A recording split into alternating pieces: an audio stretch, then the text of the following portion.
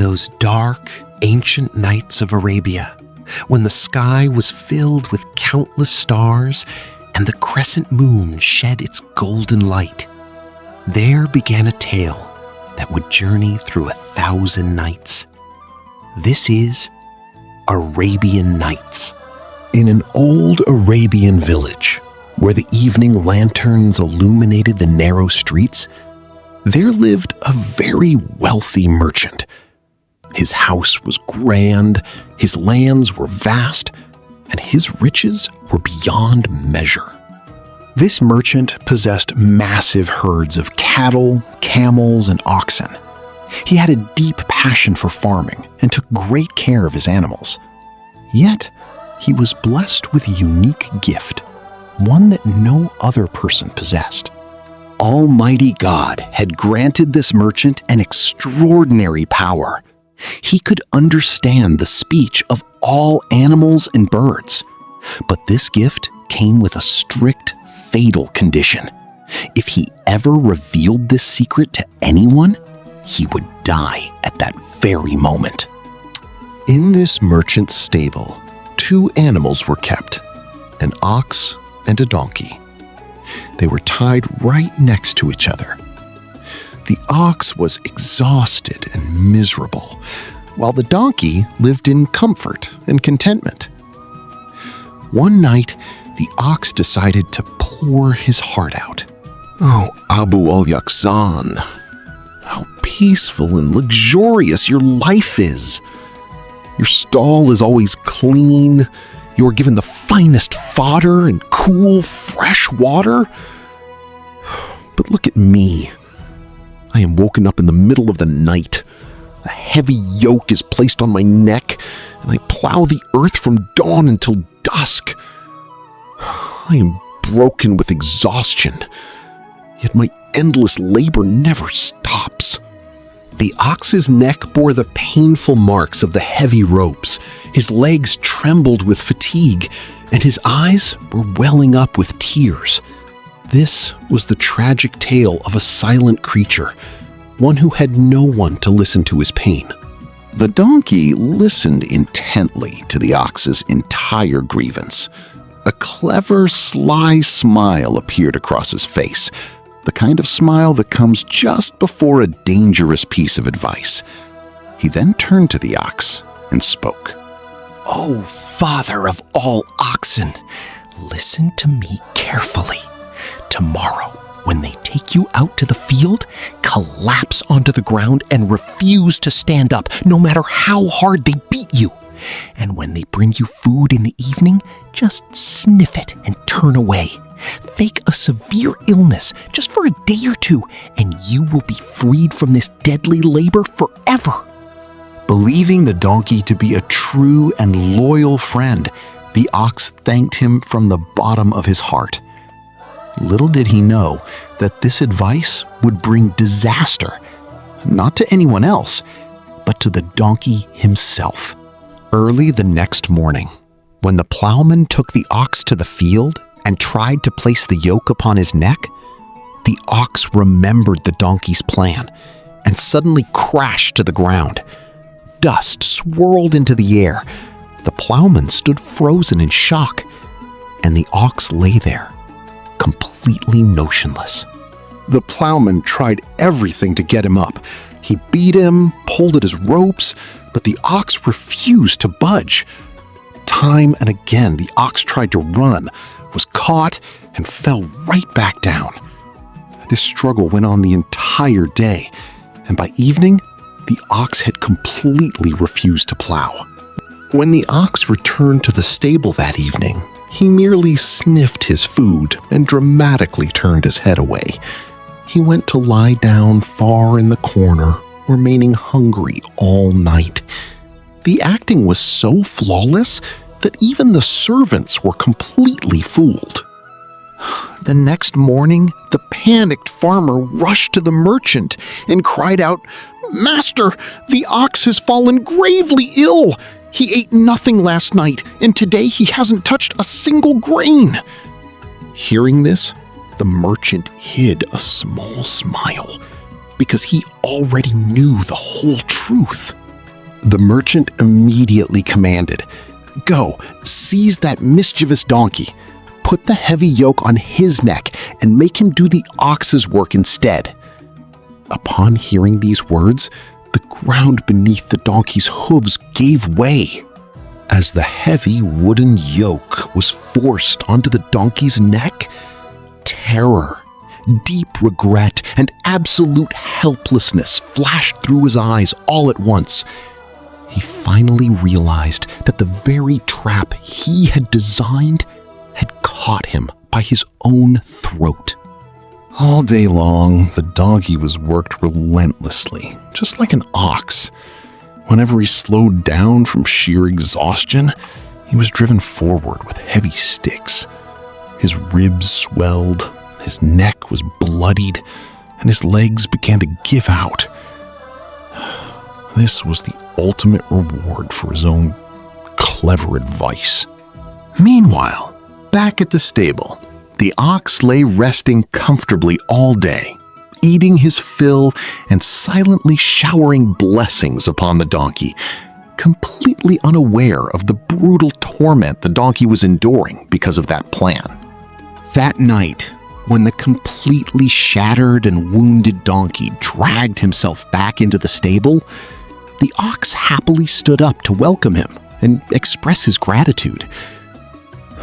But the donkey said nothing. In his eyes, there was no longer tiredness, only the deep, heavy silence of regret. The donkey thought to himself, "This is entirely the result of my own foolishness. I was living in peace, yet I interfered needlessly and brought ruin upon my own head. Now I must devise another scheme, or this work will surely kill me." On that beautiful full moon night, the merchant sat on his rooftop with his children. Under the bright moonlight, the stable below was clearly visible, and the merchant, he was quietly watching, listening to every word. "Listen to me, you wide-browed fool! Beware, do not repeat this dramatic act tomorrow. I heard the master himself telling the herdsman, 'If the ox is still too sick to work tomorrow, hand him over to the butcher.' Now take my advice and go to work happily tomorrow morning." Hearing this, the ox's hair stood on end. The terrifying image of the butcher's blade flashed vividly before his eyes. Gripped by absolute terror, he immediately believed the donkey and nodded his head in agreement. And then came a sight that would make anyone laugh. The ox suddenly devoured all his fodder in one single go, even licking the trough clean. He stood up and let out a bellow so loud that the entire stable echoed. Watching this hilarious scene unfold, the merchant burst into such uncontrollable laughter that he fell backward onto his spine. Tears rolled down his face and his laughter simply wouldn't stop. His children stood there bewildered, wondering what had happened to their father. When the merchant's wife saw this, she demanded immediately, "Why are you laughing like that? Tell me the reason too." The merchant tried to brush it off, but his wife stubbornly refused to let it go. And right there, a whole new trouble began. The merchant said with absolute gravity, "I cannot reveal this secret, for if I tell you, I will die at that very instant." But his wife remained relentless, declaring, "Even if it brings your death, you must tell me." Realizing her obstinacy, the merchant summoned the judge and witnesses so he could write his final will. Relatives and neighbors gathered at the house. Everyone tried desperately to reason with the wife, but she refused to back down from her stubborn demand. The merchant picked up his pen and sat down under the flickering candlelight to draft his final words before facing death. His face was masked in deep sorrow. Was this truly to be the final day of his life? But destiny had a different plan. As the merchant walked through the courtyard, his ears caught a fascinating conversation between his rooster and the house dog. A conversation that would change everything. The rooster said scoffingly to the dog, "How foolish our master is. He cannot even manage a single wife. All he needs to do is cut a few flexible branches from the mulberry tree, take her inside, and teach her a proper lesson. Then watch how quickly she repents."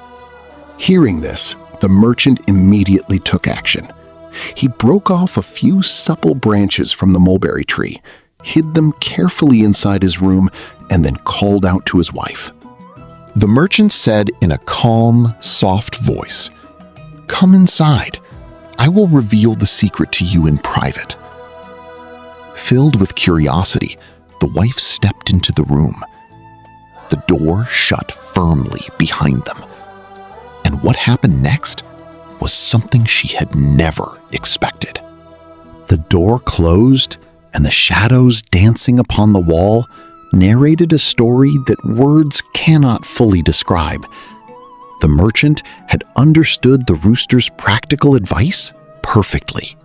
The wife immediately repented, clasping her hands together and crying out, "I beg for your mercy. My God, I will never ask you such a question again." The merchant stopped and lowered the branches. The merchant then led his wife outside with dignity and respect. The relatives rejoiced, the children rushed into their arms, and a wave of pure happiness swept through the entire household.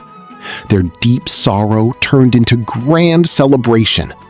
And thus, the merchant learned a vital lesson in household governance from his rooster. But this story does not end here. Now, our journey takes us away from this small village toward a magnificent, grand city where ruled a powerful king, hid a tragic secret, and lay a knight destined to transform into 1,000 knights. Shahrazad, the daughter of the Grand Vizier. Beautiful, deeply intelligent, and completely fearless.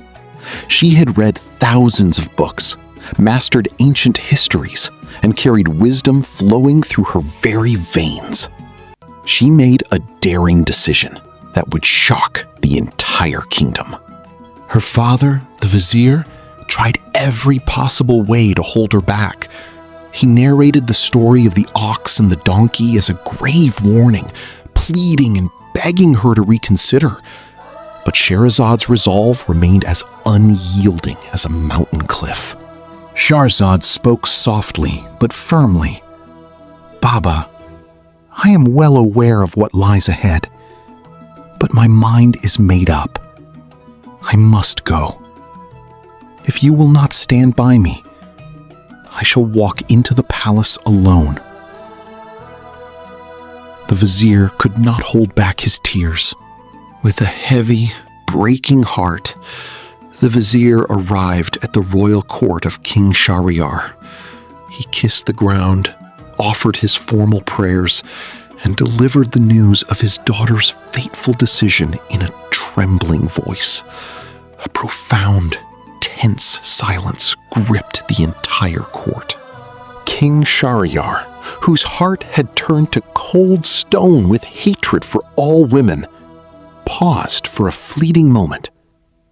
Something shifted deep within his dark eyes.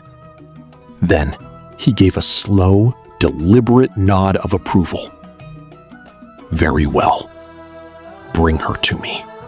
At the grand palace gates, a heartbreaking final meeting took place between father and daughter. The vizier's aged, trembling hands held tight to his daughter's hands, then slowly, painfully let go. Shahrazad turned back, offered a gentle smile, and walked forward into her destiny.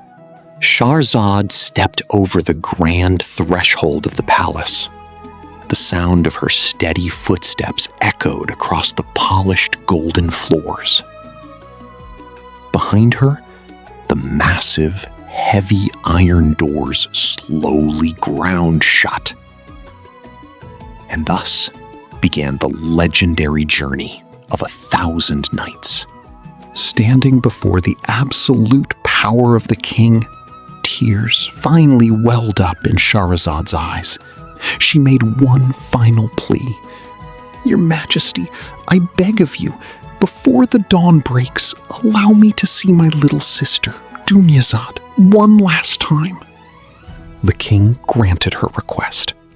Dunyazad arrived, bowed respectfully before the king, and sat quietly at the foot of the royal bed.